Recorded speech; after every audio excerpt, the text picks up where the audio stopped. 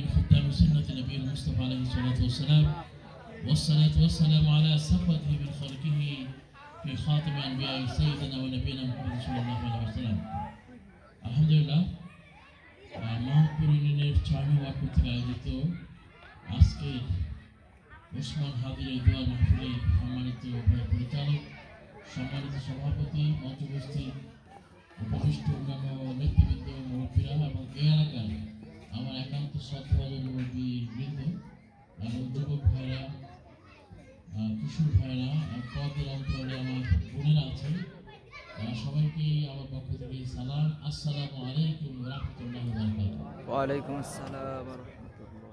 সম্মানিত উপস্থিতি, আজকে আপনাদের সামনে দাঁড়িয়েছি এমন এক সংকট সন্ধিক্ষণে, যখন বাংলাদেশ নামক এই মানচিত্রটি, দেশটি একটা চরমতম সংকট মুহূর্ত অতিক্রম করছে। আজকে দেশটার আলটিমেট গন্তব্য কোন দিকে হবে, সেই প্রশ্ন দেশের তরুণ জনতা, বিবেকবান মানুষের কাছে অত্যন্ত গুরুত্বপূর্ণ প্রশ্ন হিসেবে দেখা দিয়েছে। আমার জুলাইয়ের শহীদরা যখন সেই 2000 উপরে শহীদ হয়েছে, প্রায় 40,000 কাছাকাছি পঙ্গুত্বকরণ করেছে, এখনো পর্যন্ত হাসপাতালে বেডে অসংখ্য যুবক যুবতীরা আছে, সেই মুহূর্তে আমার এই পুরো দেশটাকে নিয়ে আবার বেচা কেনার হাট বসেছে। এই মানচিত্রকে খামচে ধরার একটি অসৎ চক্র আবার সক্রিয় হয়েছে। আমার দেশটাকে ক্ষতবিক্ষত করার আবার চক্রান্ত শুরু হয়েছে। বাংলাদেশের মানুষের যে তীব্র আকাঙ্ক্ষা একটি অবাধ, নিরপেক্ষ, সুন্দর নির্বাচন হবে, সেই নির্বাচনে আবার পায়তারা শুরু হয়েছে। একটা মহল তাদের বিজয় ব্যাপারে আশঙ্কিত হওয়ার কারণে পার্শ্ববর্তী দেশের ছত্রছায়া এবং ডিপ স্টেট থেকে শুরু করে এই দেশটা মাথা তুলে দাঁড়াক, এই দেশটা পৃথিবীর বুকে অন্যতম একটা সম্মানজনক একটা পজিশনে যাক, এইটা যারা চায় না, এই দেশটাকে আবারও পিছিয়ে দিতে চায়, এই দেশের যে বন্দোবস্ত, সেই পুরনো বন্দোবস্তের মধ্যে ফিরে যেতে চায়, সেই সকল শক্তি আজকে একটা পাতানো নির্বাচনের চিন্তা ভাবনা করছে। আমরা ভেরি ক্লিয়ারলি বলছি, সেটা হচ্ছে এই দেশের ছাত্র জনতা রক্ত দিতে জেনেছে, জীবন দিতে শিখেছে। আমরা ভেরি ক্লিয়ারলি বলি, এই ধরনের কোন চক্রান্ত, ষড়যন্ত্র আমাদের দেহে এক বিন্দু রক্ত থাকা পর্যন্ত বাংলার জমিনে আমরা সফল হতে দেব না। ওসমান হাদিরা রক্ত দিতে জানে, জীবন দিতে জানে, কিন্তু মাথা নত করতে জানে। আমাদেরকে শহীদ করা যায়, আমাদেরকে হত্যা করা যায়, আমাদেরকে পরাজিত করা যায় না। আমরা অপরাজেয়, অপ্রতিহত, অপ্রতিরোধ। ইনশাআল্লাহ আমাদেরকে দমানোর কোন শক্তি এই জমিনে নেই। এজন্য কথাবার্তা অত্যন্ত স্পষ্ট, লাউড এন্ড ক্লিয়ার। বাংলাদেশের মানুষের আকাঙ্ক্ষার বিরুদ্ধে কোন পাতানো নির্বাচন এই জমিনে হবে না। এবং এই ধরনের স্বপ্ন কেউ যদি দেখে থাকেন, আমরা বলে দিতে চাই, সেই স্বপ্নকে দুঃস্বপ্নে পরিণত করা হবে। এই দেশকে নিয়ে এনাফ ইজ এনাফ, অনেক খেলা হয়েছে, আমাদেরকে অনেক পিছিয়ে দেওয়া হয়েছে, আর এই দেশকে নিয়ে আর কোনো খেলা খেলতে দেওয়া হবে না। এই দেশকে নিয়ে কেউ খেলতে পারবে না। এই দেশের মানচিত্রকে যারা খামচিতে ধরতে চাইবে, সেই হাতকে ঘুরিয়ে দেওয়া হবে, সেই রক্ত চক্ষুকে উপড়ে ফেলা হবে। কিন্তু বাংলাদেশ, এই দেশটাকে ইনশাআল্লাহ কারো কাছে আমরা ইজারা দেব না। আমরা কারো কাছে ইজারা দেব না। আমরা স্বাধীন সার্বভৌম দেশের সম্পূর্ণ সম্মান নিয়ে আমাদের স্বাস্থ্যনীতি, আমাদের শিক্ষানীতি, আমাদের দেশের দেশীয় নীতি, আন্তর্জাতিক নীতি সবগুলোই আমরাই নির্ধারণ করব। আমাদের উপর কেউ কিছু চাপিয়ে দিতে পারবে না ইনশাআল্লাহ।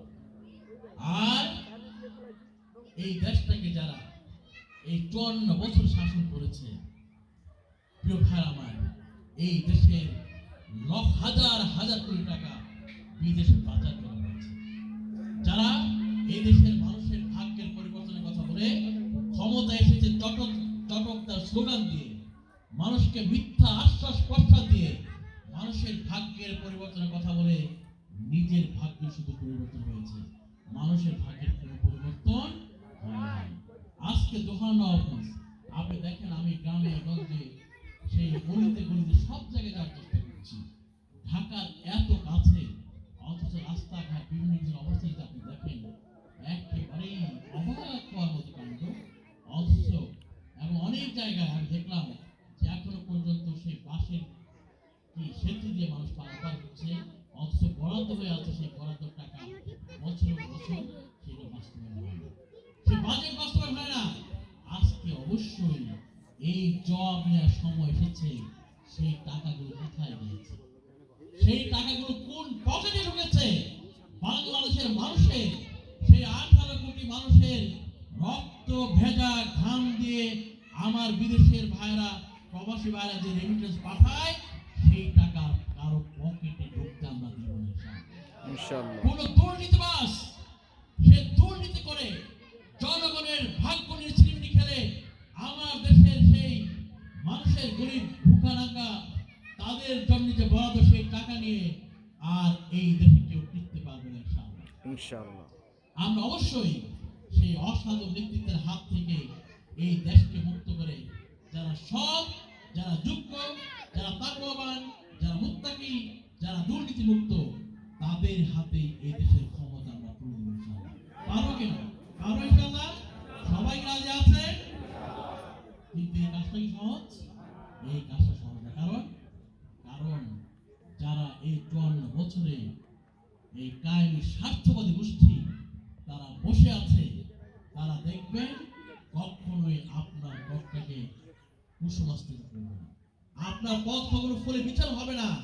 আপনাকে অবশ্যই প্রভার আমার এই পরিবর্তন যদি আমরা চাই, যেটা আমরা দেখতে পাচ্ছি বাংলাদেশের টেকনাফ থেকে তেঁতুলিয়া, রূপসা থেকে পাথুরিয়া সমস্ত মানুষ, মা বোনেরা থেকে শুরু করে সবাই সেই একটা পরিবর্তনের তীব্র আকাঙ্ক্ষায় ছটফট করছে, একটা পরিবর্তনের তীব্র আকাঙ্ক্ষায় তারা আজকে সেই তীব্র প্রত্যাশা নিয়ে অপেক্ষা করছে।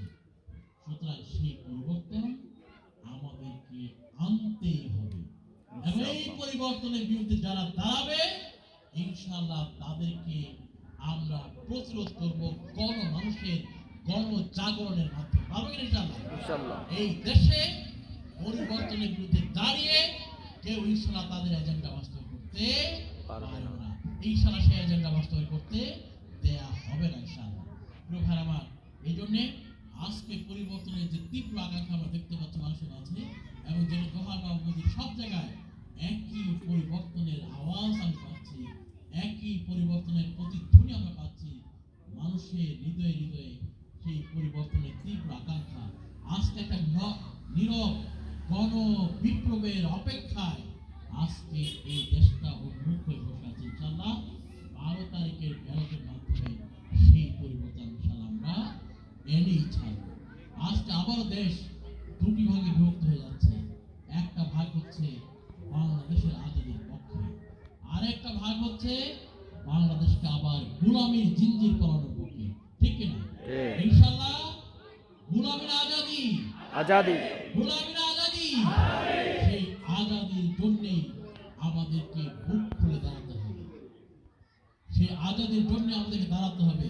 সত্যকে আজ হত্যা করে অত্যাচারের খাড়ায় ন্যায়কে আজ সত্য সাধক বুক খুলে আজ দাঁড়ায়। আজকে বুকের পাদে রক্ত ঢেলে দেওয়ার জন্য প্রস্তুত থাকতে হবে, বুক উঁচু করে দাঁড়াতে হবে। অন্যায়কে ইনশাআল্লাহ আমরা আমাদের প্রয়োজনে রক্ত দিয়ে রুখে দাঁড়াবো। তারপর কোন অন্যায়কে এই জমিন আর বরদাস্ত করা হবে না, কোন অন্যায়কে এই জমিন আর বরদাস্ত করা হবে না। আমরা এমন একটা বাংলাদেশ চাই যেখানে আমার দেশের ছাত্র ছাত্রীরা, আমাদের সন্তানেরা একটা সুন্দর অনাবিল অনন্য এক বাংলাদেশ পাবে, যে বাংলাদেশ থাকবে সুখ শান্তি, যে বাংলাদেশ থাকবে ইনসাফ, যে বাংলাদেশে কোনো জুলুম থাকবে না, দুঃশাসন থাকবে না, দুর্নীতি থাকবে না। আমার দেশের শিক্ষা ব্যবস্থা আজকে প্রায় ধ্বংসপ্রায়। দোহান অফিস, অসংখ্য স্কুল কলেজ মাদ্রাসা মক্তব যাওয়ার আমার সুযোগ হয়েছে, যখন যাই প্রত্যেক দিন এটা আমার রুটিন হয়। কিন্তু শিক্ষা ব্যবস্থার যে কোনো চিত্র আমি দেখেছি আজকের জন্য, যেহেতু আমার বাইরের প্রত্যেক অভিজ্ঞতা আছে, ওয়েস্টার্ন কান্ট্রির অভিজ্ঞতা আছে, ইউরোপের অভিজ্ঞতা আছে, সেই দেশের শিক্ষা ব্যবস্থার সাথে আমি যদি আমার বাংলাদেশের শিক্ষা ব্যবস্থা তুলনা করি, আকাশ পাতালের ব্যবধান। অথচ এরকম হওয়ার কথা ছিল না। আমাদের কি টাকা কম আছে? আমাদের বাজেট কম না, শুধুমাত্র অসৎ দুর্নীতিবাজ অসাধু নেতৃত্বের অভাবে আজকে আমাদের শিক্ষা ব্যবস্থাকে আমরা উন্নতি করতে পারি না। তারা সেই শিক্ষা খাতেও ছাত্রদের টাকা, শিক্ষকদের টাকা, স্কুলের বড়দের টাকাও তারা চুরি করে। এই কোন ধরনের জঘন্যতম চুরের দেশে আমরা বসবাস করছি?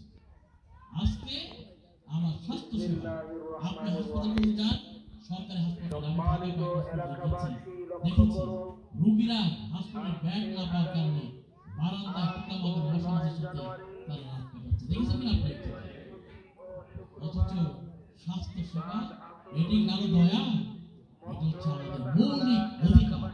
সেই অধিকার নিয়েও ছিনিমিনি খেলা হচ্ছে।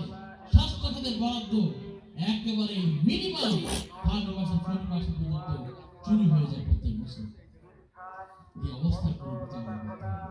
এই অবস্থার পরিবর্তন করতে হবে। আজকে স্বাস্থ্য সেবা হয়ে গেছে, যাদের টাকা আছে কোটি কোটি, তারা সেই লেবেট বড় বড় ক্লিনিকগুলোতে যায়, অথবা হাসি কাশি দিলে চলে যায় কোথায়? বাইরে। কিন্তু আমার দেশে ভূখানাঙ্গা দরিদ্র মানুষগুলো আজকে চিকিৎসার অভাবে ধুকিয়ে ধুকিয়ে মরে। সুতরাং এই অবস্থা আমরা ইনশাআল্লাহ চেঞ্জ করব। এই অবস্থা চেঞ্জ করব।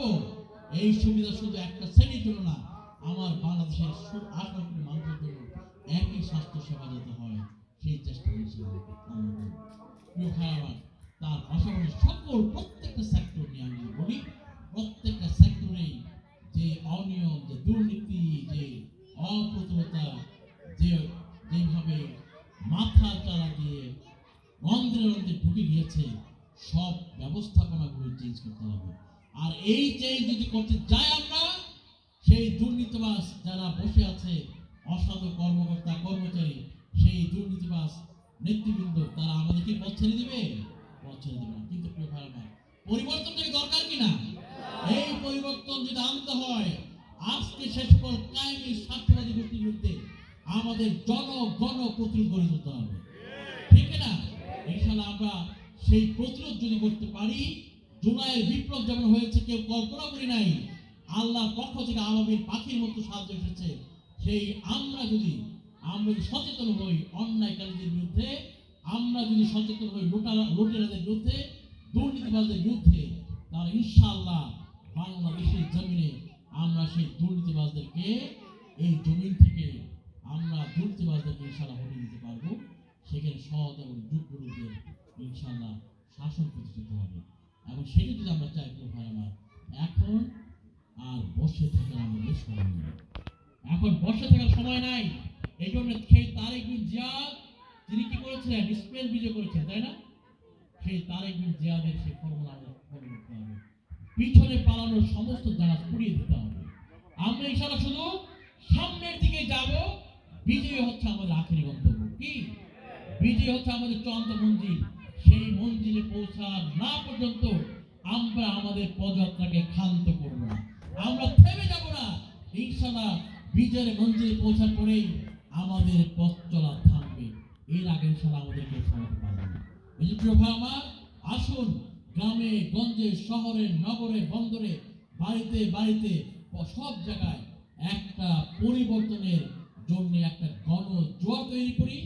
ইনশাআল্লাহ 12 তারিখে যে ভোট, সেখানে ইনশাআল্লাহ আমরা ভোট বিপ্লবের মাধ্যমে বিপুলভাবে পরিবর্তনের জন্য, এই দেশটাকে সুন্দর করার জন্য, ইনসাফপূর্ণ একটা দেশ করার জন্য, একটা ইনক্লুসিভ বাংলাদেশের জন্য, একটা আলো ঝলমলো আগামী সকালের জন্য আমরা ইনশাআল্লাহ আমাদের ভোটিং রাইটটা প্রয়োগ করি। প্রিয় ভাই আমার, এই ক্ষেত্রে যদি আমরা ভুল করি, একটা মিনিটের সেই সিদ্ধান্তে যদি আমরা ভুল করি, তাহলে এই দেশ আবার পিছিয়ে যাবে 100 বছর। এবং এই দেশের পরিণতি কেমন হবে, ফিউচার কেমন হবে, সেটা ভাবতেও আমার গা শিউরে ওঠে। বাংলাদেশের আকাশে আমি এক দুর্যোগের ঘন ঘটা দেখতে পাচ্ছি। প্রিয় ভাই আমার, আমরা যদি চুপ থাকা নিয়ে বসে থাকি, এই জন্য প্রিয় ভাই আমার, do or die, make it or break it, এই সিদ্ধান্ত আমাদের নিতে হবে ইনশাআল্লাহ। যে কোনো মূল্যে বিজয় আমাদের ছিনিয়ে আনতেই হবে, এছাড়া আমাদের দ্বিতীয় কোনো অপশন নাই, দ্বিতীয় কোনো অপশন আমাদের জন্য নাই। আল্লাহর উপর তাওয়াক্কুল করে আল্লাহ সাহায্য ইনশাআল্লাহ নিশ্চিত হবে, আমরা যদি আমাদের চূড়ান্ত প্রচেষ্টাটা নিয়োগ করি ইনশাআল্লাহ। ঠিক কিনা প্রিয় ভাই আমার? এই প্রিয় ভাই আমার, আসুন আমরা আমাদের কাজগুলো করি। আমাদের বোনেরা অনেক কাজ করছেন আলহামদুলিল্লাহ, ঘরে ঘরে গিয়ে মানুষের কাছে দাওয়াত পৌঁছাচ্ছেন, ভাইরা করছেন। আমাদের কাজটা আরো অনেক জোর বাড়াতে হবে। তার পাশাপাশি এই মঞ্চ থেকে আমি হুঁশিয়ারি দিতে চাই, যারা আমাদের নিয়মতান্ত্রিক অধিকার, আমাদের বাক স্বাধীনতা মানুষের কাছে পৌঁছা, ভোটের জন্য ক্যাম্পেইন করা, এটাকে যারা বাধা দিতে চান তাদেরকে আমি হুঁশিয়ারি করে দিচ্ছি। প্রিয় ভাই আমার, এই বাংলাদেশ নতুন বাংলাদেশ, এখানে সেই অতীতের সেই হুমকি ধমকি এগুলো কোনো কাজ দেবে না, আমরা সেটাকে বরদাস্ত করব না। প্রিয় ভাই আমার, এবং আপনারা যারা আছে কাজ করছেন, প্রিয় ভাই আমার, আপনারা কোনো হুমকি ধমকির কাছে মাথা নত করবেন না, ভীত সন্ত্রস্ত হবেন না। কারণ ওয়ালা নাখাফু ইল্লা মিনহু, আমাদের স্লোগান হলো এটা, আমরা আল্লাহকে ছাড়া কাউকে ভয় পাই না। আমরা আল্লাহকে ছাড়া দুনিয়ার কোনো শক্তির কাছে মাথা নোয়াতে জানি না। প্রিয় ভাই আমার, এই জন্যে আল্লাহর যারা সৈনিক, তাদেরকে আল্লাহকে ছাড়া আর কাউকে পরোয়া করার কোনো সুযোগ নাই। প্রিয় ভাই আমার, আপনি যদি আল্লাহকে ছাড়া আর কাউকে ভয় পান, সারা দুনিয়ার মানুষ আপনাকে ভয় দেখাবে। আর যদি একমাত্র আল্লাহকে ভয় পান, নরসাদুলের মতো সারা পৃথিবীর মানুষ আপনাকে দেখে ভয় পাবে। এই জন্য প্রিয় ভাই আমার, একজন মুসলমানের আল্লাহকে ছাড়া কাউকে ভয় করা, এটা টোটালি না জায়েজ, কোনো জায়েজ নেই। প্রিয় ভাই আমার, এই জন্যে আমরা শুধু আল্লাহর ভয়কে প্রতি করি, আল্লাহকে ভালোবেসে এই পরিবর্তনের যে লড়াই, সেই লড়াইয়ে সামিল হব, আমাদের ভোটিং রাইটটা যথাযথ জায়গায় দিব, এবং মানুষকে, এই বাংলাদেশের মানুষকে পরিবর্তনের জন্য, মহানগরের মানুষকে পরিবর্তনের জন্য ইনশাআল্লাহ আমরা উজ্জীবিত করবো, তাদের উৎসাহিত করবো, এবং এই মাধ্যমে একটা ব্যালট বিপ্লবের মাধ্যমে বিপুল ভোটের ব্যবধানে ইনশাআল্লাহ আমরা সত্যের পক্ষে, কল্যাণের পক্ষে, দিনের পক্ষে, কোরআনের পক্ষে আমাদের বিজয়টাকে ছিনিয়ে নেব ইনশাআল্লাহ। পাবো তো আমরা ইনশাআল্লাহ। আসুন সেই লক্ষ্যে আমরা কাজ করার ভূমিকা রাখি। আল্লাহ আমাদের সবাইকে কবুল করুন। ওয়া মা তাওফীক ইল্লা বিল্লাহ। আসসালামু আলাইকুম ওয়া রাহমাতুল্লাহি ওয়া বারাকাতুহু।